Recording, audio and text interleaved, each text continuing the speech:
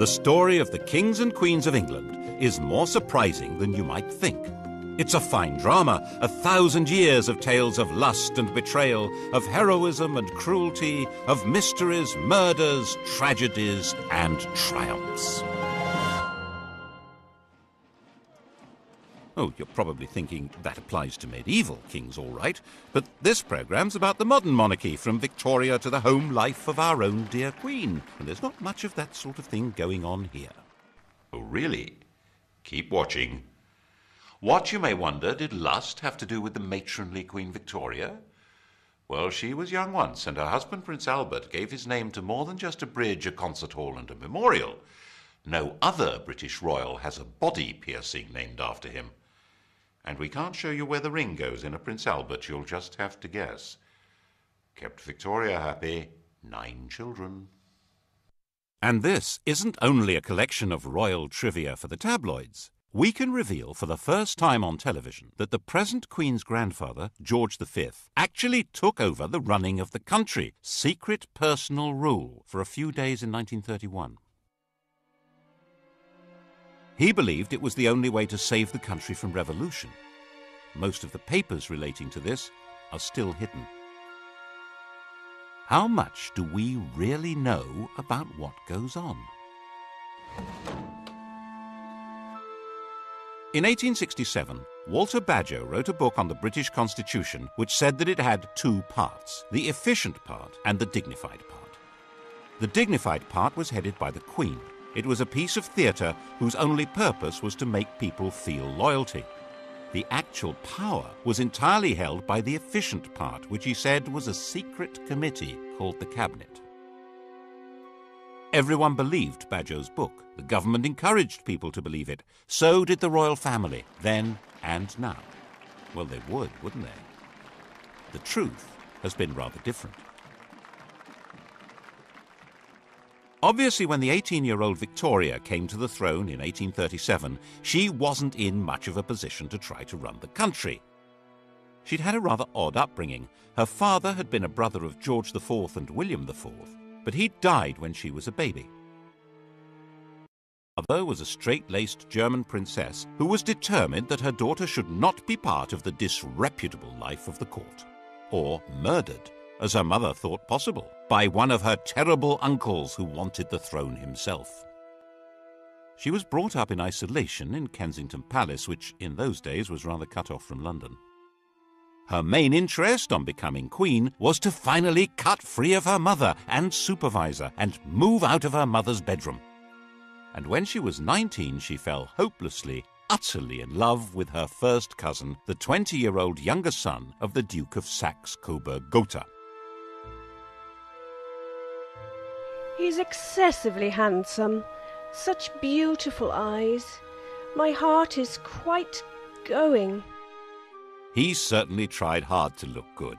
That notorious ring piercing, if it did exist, no one can be quite sure, was attached to a chain to assist in smoothing the line of his breeches. They married in 1840. She wasn't hugely popular at the time. Headstrong, willful.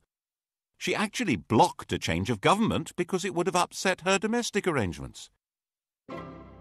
The Prime Minister, Lord Melbourne, had given her the wives and daughters of his own supporters as the ladies of her bedchamber. When his Whig government fell and Robert Peel came to power, Peel insisted that the Queen should replace at least some of the ladies so that the court wasn't a complete one-party state. Victoria refused. Peel felt forced to resign, and Melbourne came briefly back to power. People didn't like what she was doing. They didn't like her. And they didn't like the stiff German, Prince Albert. Peel came back to power and refused to grant him much more than half the allowance Victoria demanded, saying that people were very hard up, which they were. The position of the throne seemed pretty shaky. It didn't seem likely that this would become the most secure and richest monarchy in the world. How did that happen? When Victoria came to the throne, all she had as her own was the revenue of the Duchy of Lancaster, £27,000 a year. The Sunday Times rich list for 1990 showed Elizabeth II as being worth £6.7 billion pounds. That's nearly 10 billion in today's money. The richest person in the land by a huge margin. It's true that the latest rich list shows her being worth a mere 250 million. Has she lost 97% of her money on the horses? Did she give it all away to charity? No. The latest figure is a guess, based on an instruction to the Sunday Times not to count anything she holds on trust for the nation. Obviously, she can't sell the crown jewels and pocket the proceeds, but actually, most rich people hold much of their wealth in trust, yet it's still treated as theirs, because they have the use of it. The royal move into profit began when Albert took charge of the royal finances. He wasn't allowed to be king. There was deep suspicion of him. But Victoria let him manage her affairs, and he did an astonishing job of it. The royal household was an incredible Gothic antique. To clean a window in Buckingham Palace was a job for the Lord Chamberlain's staff. Unless it was a kitchen or scullery window, then they had to call on the Lord Steward. And neither could touch the outside of the glass, which was looked after by the Office of Woods and Forests. Laying a fire was the Lord Steward's job, but lighting it, the Lord Chamberlain's. As their staff were not on good terms, the Queen froze. Other palace staff were paid for jobs whose very purpose and even existence had been forgotten. Enter Albert with boiling water and a hatchet. He sorted that lot out and cut Victoria's costs dramatically.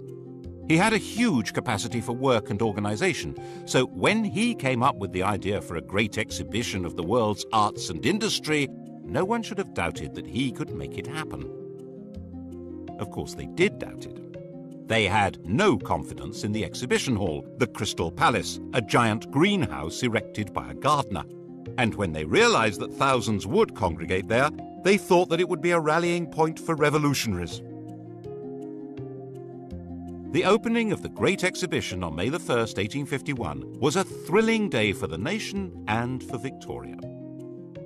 The royal couple began to be viewed with some enthusiasm, and it was quite understandable that the next year an eccentric miser should leave the Queen £500,000 in his will. Albert's influence in government rose visibly, which of course soon put an end to his popularity. By 1854 it was generally believed that Albert the Foreigner was a traitor in league with Russia, forcing loyal ministers out of office. Crowds gathered round the Tower under the impression that Albert and Victoria had been arrested for treason. That frenzy died down, but at the back of it were two things that were going to be permanent problems. One was that the Queen and her consort must have some role in running the country, but that couldn't be squared with any kind of representative government. And the other was that people were realizing that the monarch was making a profit, and they didn't like it. The solution was to conceal what was really happening under a cloak of secrecy, and that cloak is still in place. When I was researching a book on the most sensitive part of this story, I needed to see some papers that should have been released by the Ministry of Defence. The then Navy Minister, David Owen, read the file and released it, but the crucial documents weren't there. He suggested they would have been treated as the private property of the Crown and kept in the Royal Archive. Private. I wasn't allowed in. Albert's own role was pretty secret. He was in reality acting as King of England, but that was behind the scenes. The title he was eventually given in 1857 was just Prince Consort. He took it very seriously and worked himself to death. His last act as the hidden King of England was at the end of 1861 to stop the Prime Minister from sending an angry dispatch to the American government. If it had been sent, England would probably have been pushed into the American Civil War on the side of the South. When Albert died, Victoria uttered a terrible shriek. She never recovered. She retired to Scotland and went into what seemed to be everlasting mourning. She and Albert had built a number of retreats for themselves, Osborne on the Isle of Wight, Sandringham in Norfolk, and her favourite Balmoral. Here she hid for months at a time with the faithful Highland retainer John Brown. He was allowed enough familiarity for the Queen to be widely referred to as Mrs. Brown. Victoria herself could see no reason to take part in public ceremonies like the opening of Parliament. She thought that her hidden role as the head of her government was enough. But that, of course, led many people to wonder why they had to pay for her upkeep at all. She received, as she had done from the start of her reign, £385,000 a year from the government. It was more than she needed. Her court was nowhere near as expensive as, for instance, George IV's had been. And without her being visible, many people could see no point in her having this money. By the 1870s, there was a strong Republican movement expressing itself in newspapers, large public meetings, and in Parliament. The nature of the country was changing dramatically. New industrial cities were darkening the landscape with smoke and soot.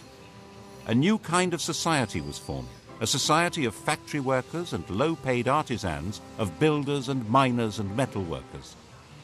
These were people outside the political world, with no natural attachments to traditional political structures. And there were a lot of them. The anti-royalist head of steam built up every time Parliament was asked for extra grants to Victoria's children when they came of age or married. But in fact, it was very probably these children who saved her throne.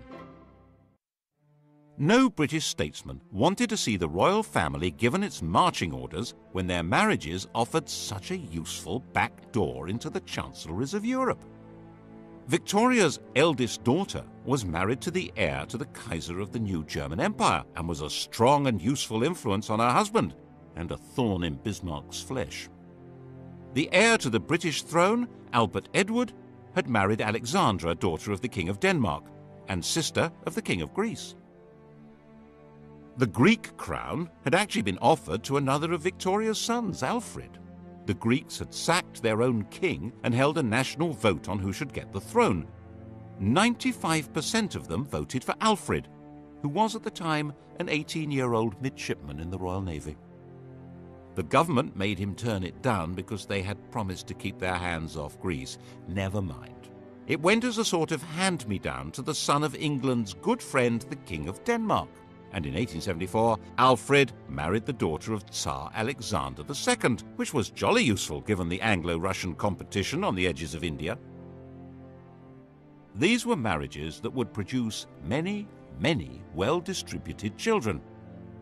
By the time Victoria died in 1901, she had over 90 living descendants. It was a full-time job just getting them birthday presents.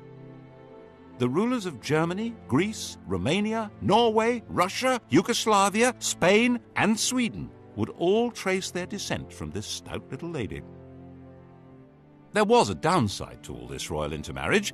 Victoria was a carrier of haemophilia, the condition that prevents blood from clotting, and the Spanish, Prussian, and Russian royal families were consequently affected by it. But even if the British government had known about that, they wouldn't have shed many tears over it. As a system for exercising influence abroad, the monarchy was well worth the money. It also ought to have the advantage at home of inducing people to be loyal to their country even if they detested its government, which was obviously very useful if you ran that government. But to sell monarchy to the British public, that monarchy needed rebranding. Enter, in 1867, a new Tory Prime Minister, Mr. Disraeli. Just the man to do it. He flattered, flirted, and lured Victoria out of mourning and back to public life, creating her Empress of India, turning her into the Queen Empress. Britain was now a world power with an international trade that dwarfed all others. Its navy dominated the oceans, and its empire expanded on the simple principle that trade follows the flag. And if the Union Jack is flying in each remote corner of the globe, then other flags aren't. The problem was for a small country with a very small army to rule ever more of the Earth's surface. That rule couldn't be maintained by force. It required the consent of the governed.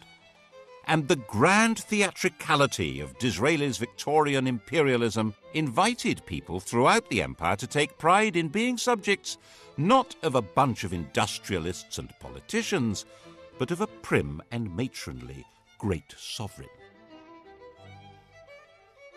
Victoria became the logo of the British Empire, Her portrait spread all over the world, thanks especially to the introduction of postage stamps. Her statue would appear in virtually every ambitious town and city of the British Empire. And where there was no statue, there would certainly be a Victoria Street, or Victoria Park, or Victoria something. The whole process came to a glorious climax in her Golden Jubilee of 1887.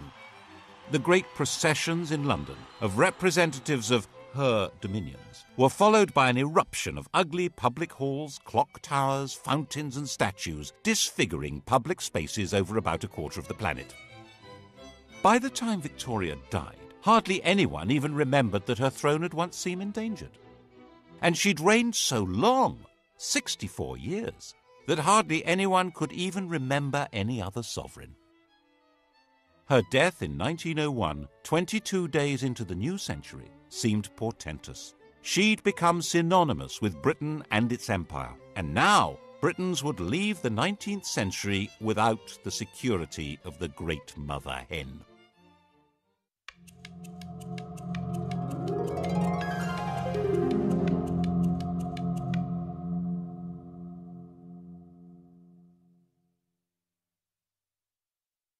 Victoria would cast a long shadow. Elizabeth II, coming to the throne 51 years later, would be the first of her successors who had no personal memory of her.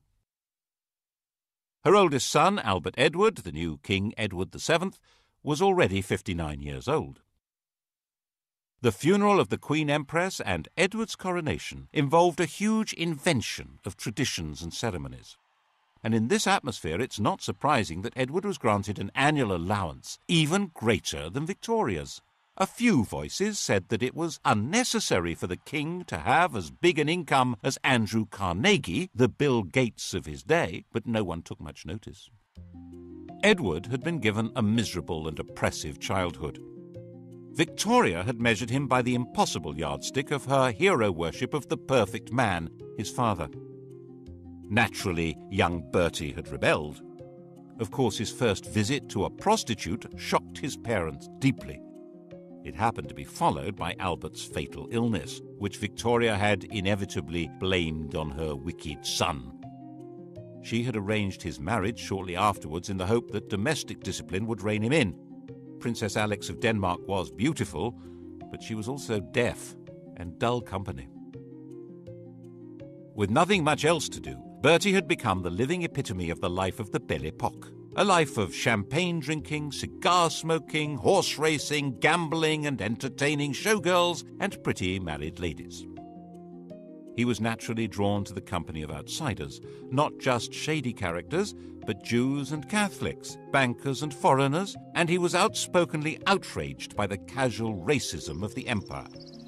Because a man has a black face and a different religion than our own, there is no reason why he should be treated as a brute.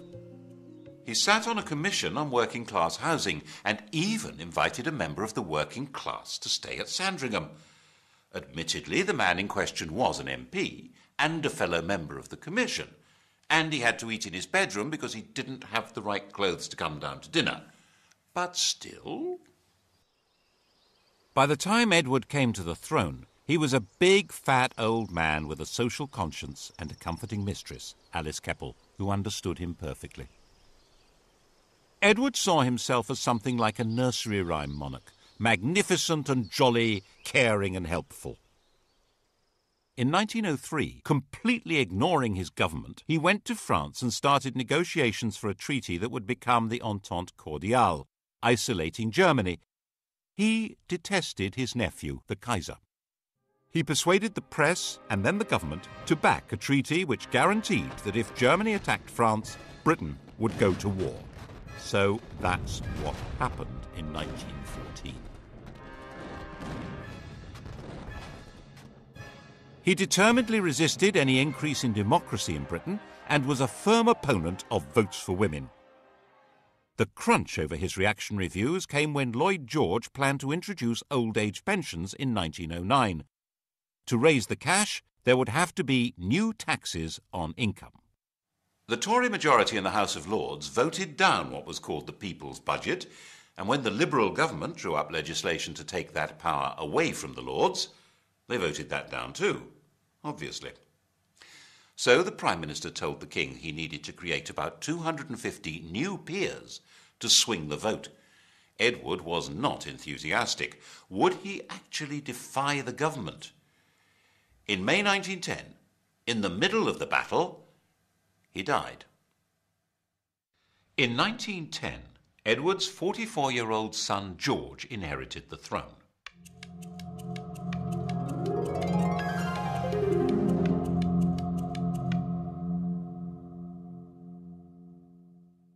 He was the late King's second son. He'd worked as a commander in the Navy, to which he was deeply attached. But in 1892, his elder brother Clarence had died, and he'd unexpectedly become heir. To step into his brother's shoes, he'd left his job and married the woman who'd been betrothed to Clarence, a relative called Princess Mary of Teck. He now inherited a fortune worth around 140 million in today's prices, and a political crisis. As part of the deal with the government to pass the budget and cut the powers of the House of Lords, it was agreed that the Crown could stop paying any income tax. In return, the King would pay for his own trips abroad. The new constitutional deal drew the teeth of the House of Lords. Whatever the elected government in the Commons decided to do, it now could do. The only possible break on its power was now the King, and the question was, of course, whether he would ever exercise it, and what would happen if he tried.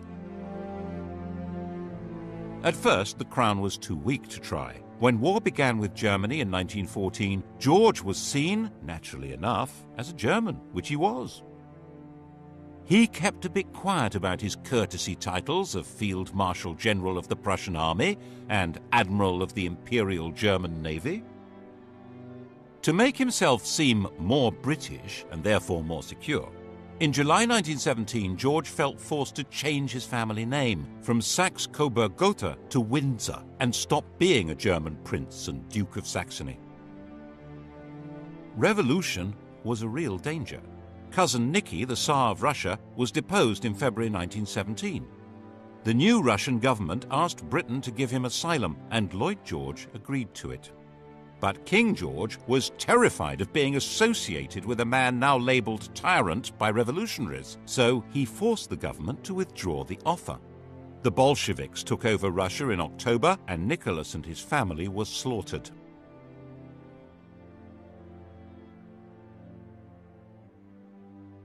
To protect the king's reputation, it was put about that Lloyd George had refused to rescue them, despite the king's pleading. Then in November 1918, a German revolution forced the Kaiser, Cousin Willy, to abdicate, and Germany gave up the war. The whole political landscape had been transformed.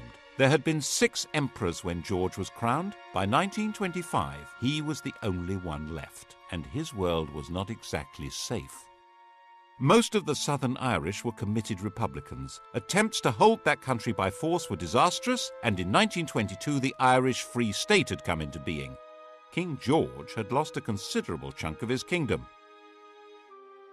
The wealth of the royal family continued to grow, due largely to Queen Mary's enthusiasm for collecting valuable trinkets at special prices.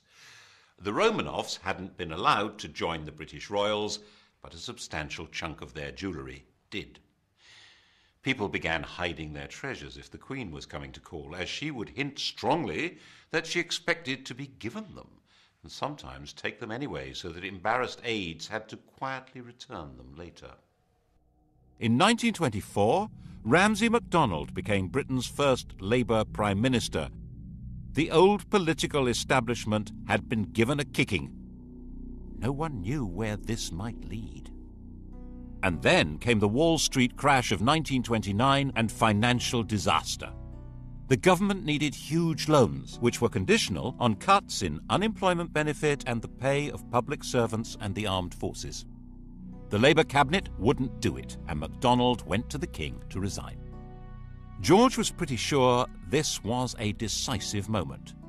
If these harsh policies were forced through by Conservatives, class war would probably break out. Everything, including himself, might very well be swept away. so he refused to accept the resignation. He persuaded Ramsay MacDonald that it was his patriotic duty to stay on as the leader of a new coalition government to force through the cuts. That way, they were more likely to be accepted. This was an extraordinary exercise of royal power, and it wasn't over yet. When the cuts were announced in September 1931, the entire Atlantic Fleet went on strike. This was the most powerful military force in the world, and it was gathered at Invergordon. There was total panic in the Admiralty. Mutiny! The intelligence services warned that it was a communist plot and that the sailors were going to march to London, rallying all the disaffected, including the police, on the way. The financial markets went into a tailspin, and the Bank of England was forced to stop exchanging pounds for gold, going off the gold standard. The Admiralty drew up plans to bombard the mutinous fleet from the land and sink its own ships. And the king decided he had to save the navy and the country. He knew sailors. They weren't revolutionaries. They just needed to be spoken to in the right way. In complete secrecy, he took control, appointing a retired admiral to deal with the situation.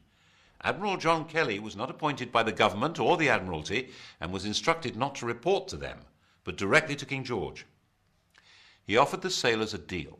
If they sailed back to their home ports, the king would see to it that their grievances were taken seriously and they would not be punished.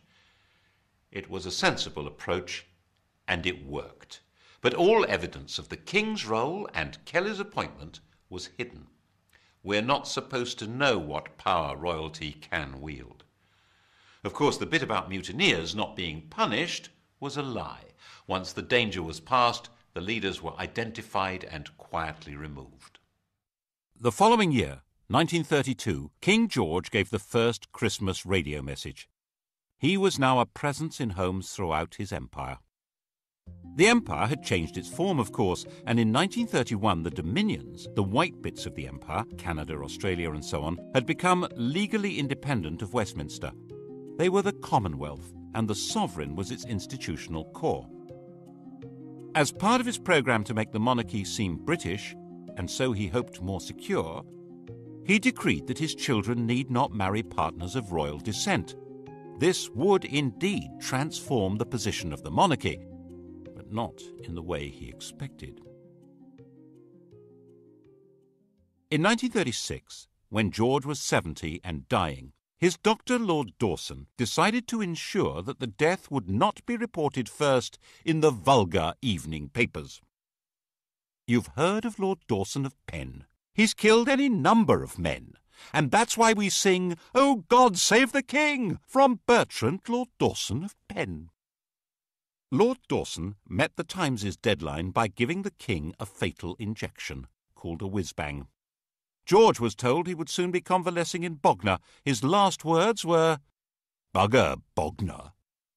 The Times was told he'd said, "How is the Empire?"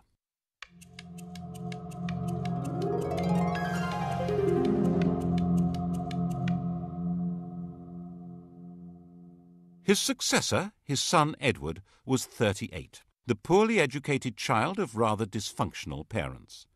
The Queen had been completely distant, and King George famously said, "My father was frightened of his father, I was frightened of my father, and I'm damn well going to see to it that my children are frightened of me." Edward had escaped by travelling widely, and as the world's most eligible bachelor enjoyed affairs with a number of married women, culminating in the love of his life, the twice-married, elegant American Wallis Simpson. At the time of Edward's succession, the affair was in full swing, and her husband had resigned himself to a divorce. The British press completely censored the whole subject, while the rest of the world was fascinated by it. Edward insisted that he was going to marry Wallis and make her queen. The Prime Minister and the Archbishop of Canterbury said the country wouldn't stand for it. Were they right? Probably not. Edward was actually pretty popular. He wanted to go on the radio and appeal to the nation, but he wasn't allowed to do that. He was told it would be unconstitutional. Without a written document, the Constitution is what the government can get away with. They had their reasons. These went beyond the court gossip that Wallis was said to be a lesbian or a man engaged in a sadomasochistic relationship with Edward. The crucial issue wasn't even that the head of the church shouldn't marry a divorcee, or that secret investigators had reported that Wallis Simpson had 2 other lovers, a car salesman and an Irish peer. The real reason only came to light in 2002. Secret documents show that the FBI told the British government that Wallis had another lover, the German ambassador von Ribbentrop. In fact, the FBI said she was a Nazi agent. That was why the government insisted Edward must give her up to keep the throne. Edward chose love rather than the crown. He abdicated and took Mrs. Simpson to live in France. The coronation went ahead, but with his brother Albert sitting on the throne.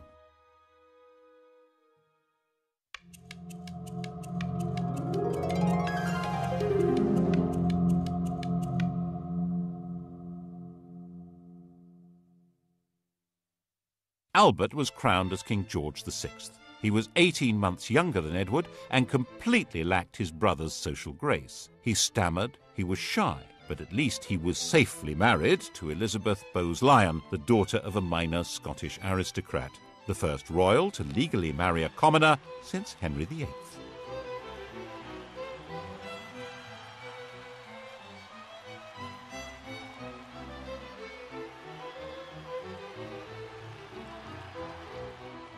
George didn't have much in the way of winning ways, but his wife, enraged at what Edward had done, was determined to help him through.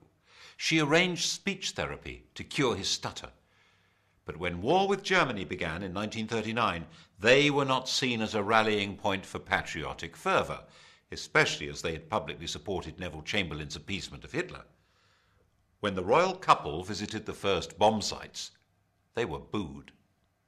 George VI and Queen Elizabeth, that's the woman we remember as Elizabeth the Queen Mother, refused to allow themselves any doubt as to the outcome of the Second World War. When Buckingham Palace was bombed, the Queen said she was glad. It meant she could look the East End in the face. At least it meant the royal couple wouldn't be booed anymore when they visited other people's bombed-out homes. Actually, while they spent their days in London, they retreated for the night to Windsor, which was considerably safer. Nevertheless, they did have one really narrow escape. As the war went on, the royal couple became more and more identified with Churchill as the spirit of Britain, dogged in their determination to see Nazism defeated. When the victory celebrations came in 1945, it seemed natural that they should revolve around Buckingham Palace. By the time of his premature death from smoking in 1952, this shy country gentleman and his queen had gone a very long way to restoring the monarchy to its central place in British life. It had vanished virtually everywhere else. There had been 16 monarchies on the continent of Europe when Victoria died. Now there was only Sweden. Monarchs were restored to Belgium, Holland, Norway and Denmark, but as a pale shadow of the old European royalty.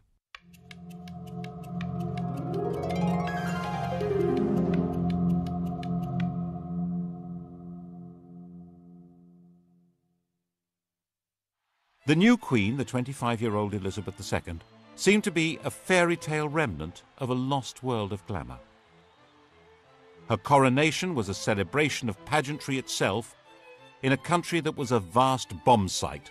4 houses out of 10 had been damaged or destroyed. It was even shown on the new medium of television, though the Archbishop of Canterbury feared men would watch in pubs without removing their hats. By her side in the coronation coach rode her husband. Like Albert, he would never be crowned. Philip, Duke of Edinburgh, was from the Greek and Danish royal house of Schleswig-Holstein-Sonderburg-Glücksburg. He had no surname. He was given the name of one of the branches of Elizabeth's family, Mountbatten. There was no question of the Queen becoming a modest suburban sovereign like the restored European royals. George's widow was sure her daughter should be regal and grand. Royalty required flunkies and castles and palaces and golden coaches. She herself made do with 6 cars, 3 chauffeurs, 5 chefs, 2 pages, 3 footmen, 2 dressers, and 30 secretaries, maids, treasurers, and housekeepers. And she was absolutely dead set against royalty paying tax. For a long time, this was met with an extraordinary degree of complicity from the governments of the day. In 1947, when Labour came to power, amid all the nationalisations and the class war declarations of "we are the masters now," had come an agreement that the government would take over the cost of running Buckingham Palace. Now the Conservatives said the government would take over the cost of the royal train and royal visits abroad, and freed the Queen from paying tax on property, apart from rates on Sandringham and Balmoral. In Edward Heath's time as Prime Minister, it was officially stated for the first time that the Queen pays no tax.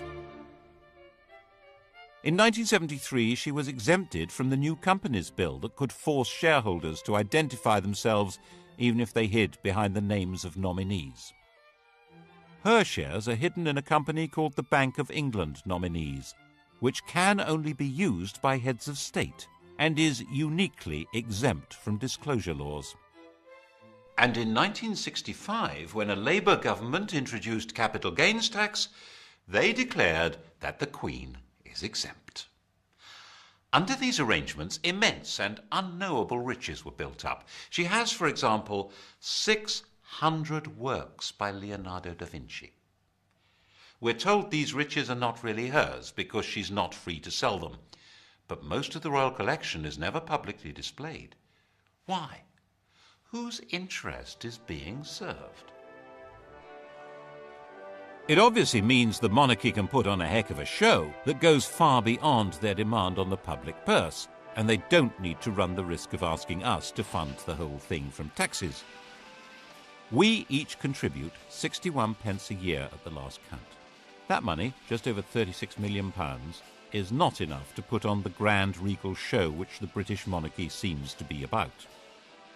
Certainly, for a very long time, it was simply not permitted to suggest that the monarchy should be anything less than grand.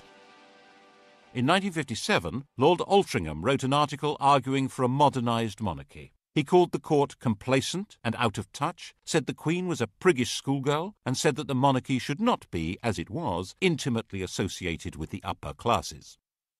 Wow! The Duke of Argyll said that he should be hanged, drawn and quartered, and the BBC immediately dropped him from any questions. In fact, Altrincham had got it wrong. Lavish splendour was just what most of the public wanted from their monarchy. They would have despised a queen on a bicycle. They wanted to be deferential. They probably still do. And there were 20 more years of this kind of thing to come. In 1977, the year of the Queen's Jubilee, the Sex Pistols' anthem "God Save the Queen and Her Fascist Regime" was banned from being broadcast, even when it outsold all other records. The puzzle becomes even more intriguing when you look at the apparently shrinking role of the Crown in public affairs. The imperial title had already disappeared in the days of George VI, when India and Pakistan became independent. The empire became the Commonwealth, and of the 58 past and present members of that vague organisation, only 16 have Elizabeth as their head of state, and falling. Why did it matter so much to protect and sustain royalty? Partly, perhaps, it's more to do with the Queen herself than the institution of monarchy. Elizabeth I, Victoria, Elizabeth II, the rule of elderly matriarchs seems to be particularly proper to the English. And it may provide important social glue. As the population of Britain became more heterogeneous, with substantial immigration from Commonwealth countries by people who feel excluded from political life and often from the legitimate economy, perhaps there was a hope that the Queen would be a focus of patriotic attachment. After all, she's the linchpin of the Commonwealth, its graciously enthusiastic figurehead. And promoting the image of a glamorous and golden royalty above and outside politics that is synonymous with Britain may be a very useful way of creating legitimacy for a state that might otherwise look rather shabby. The last great moment of this Mrs. Camilla Parker Bowles, Alice Keppel's great-granddaughter. Diana said that on the honeymoon he was more interested in reading 8 books by Laurens van der Post than in her, and he wore Charles Camilla cufflinks. And when she became distressed, she felt strongly that the royal family turned against her. In 1992, it all blew apart in what the Queen called her annus horribilis. Her second son, Andrew, separated from his wife Sarah Ferguson, who was pictured topless being kissed by her financial advisor. Her daughter, Princess Anne, divorced Captain Mark Phillips. Charles and Diana split up, with spectacular accusations being made in the press and on television.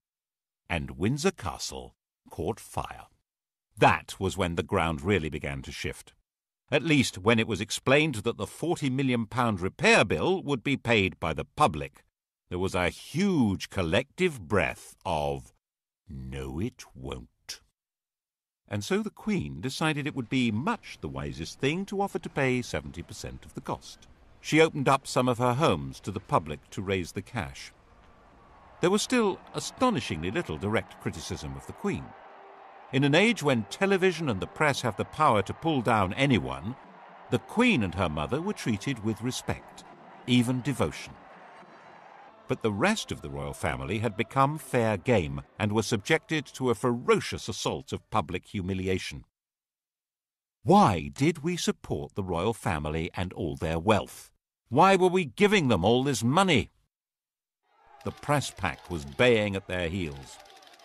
That's when the Queen agreed that she should voluntarily start paying income tax and refund the parliamentary allowances received by other members of the royal family. But things didn't get any better. And the Queen herself began to be criticised in 1997, when Princess Diana was killed in a car crash in Paris. We all remember the shock and horror and the debate about the lack of public reaction by the senior members of the royal family. There was a widespread feeling that at that moment they were not in fact part of the nation. Was the programme started by George V of integrating the monarchy into the life of the nation coming unravelled?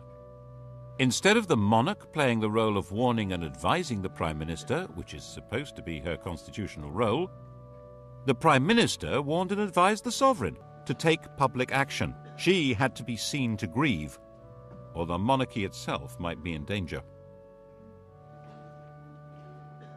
And now we wait to see what happens next. The heir to the throne and his mistress are forever tainted with the image of the princess that was publicly destroyed. The Queen is an old lady, with a reign that begins to rival Victoria's in length. Can anyone be certain that the country would accept her son as king? There's always been a bargain at the heart of monarchy in this country. The monarch has always been dependent on the people. That bargain has been the key to survival. It began when William the Conqueror realized that he and his friends couldn't actually run a country where they didn't speak the language, or know the laws, traditions, or even the geography. It was restated in a series of crises in which monarchs who tried to rule without consent were simply dumped. Matilda, Jane Grey, Richard Cromwell, James II.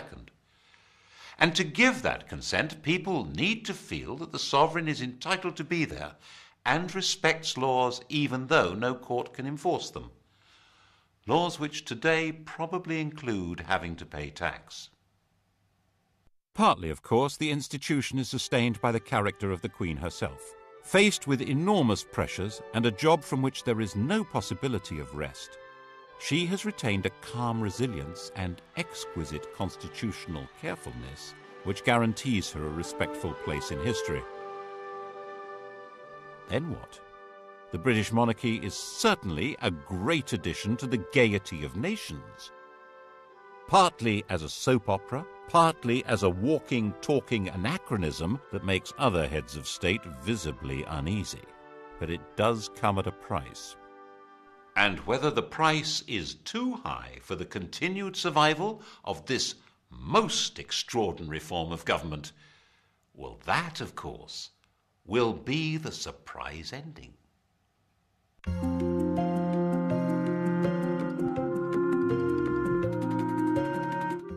Spend this Sunday evening exploring ancient Egypt, beginning with Michael Wood's top 10 sites. That's tonight from 6. Coming up, the story of the strongest, sharpest blade that's ever been made, a decisive weapon.